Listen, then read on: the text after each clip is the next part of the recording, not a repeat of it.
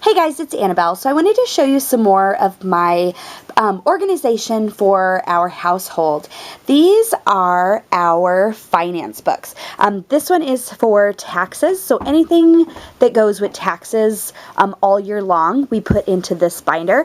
I love zipper binders. Both of these are zippered binders because I do have a lot of like pens and highlighters and little notes and papers, and like this one has receipts and things like that in it for throughout the year. So I just wanted to show you that one. I'm not going to open this one up, but it has stuff that would fall out, and I don't want to lose anything for sure. But I love zippered binders. I love these. You can put anything you want in the pockets. It's got a couple files up there, but I love that because it keeps everything together and I don't have to worry about anything falling out as long as it stays shut. And this way I can leave it on our desk and the kids won't knock it over and things like that. It is zippered and nothing will fall out. So that makes taxes easy. Now our finance binder, this one, I've had this one for, well, almost 10 years. I used to use that for my job when I worked outside of the house, and I love this binder. This one is pretty fancy, and it's like a briefcase type one where it actually has handles that like come out. But I love that one for my finance one, so then when I go to pay bills, I just take it with me.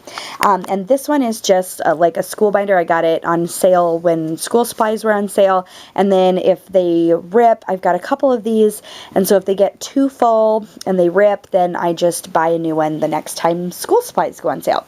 So anyways, I'm going to go over my finance binder a little bit. Just kind of show you how I do things to get it all organized. Okay, so this is my finance binder.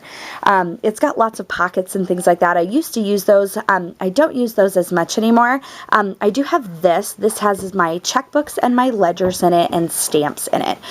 So that is that. And then I have like our personal papers and things dealing with our finances are all behind here in the 3-ring part of the binder. Now this is what I use to do my finances and my bills every month. And I just wanted to show you what I do. Now I did a video on this. It was a couple years ago at least. And so I kind of wanted to do like an update one. So I use, and all this is a notebook. And I just wrote finances on it because this is my finance one. But every month has its own page because every month seems to be like different goals and objectives. So I wanted to go over what our monthly finance situation looks like.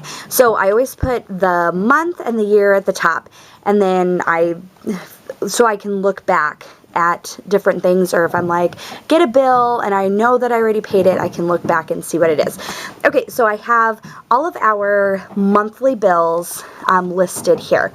So we have our house payment, TV, internet is one bill, cell phones, student loan, gas for the house, water and electricity, trash, and then on our credit card every month, we do put gas for our vehicles, groceries, and entertainment items.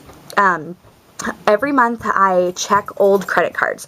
Now we only have one credit card that we use and we pay it off every month, but we do have other accounts, and it's good to keep your old credit card accounts open, especially if you're going to try to buy a car or a house. It is actually beneficial to your credit.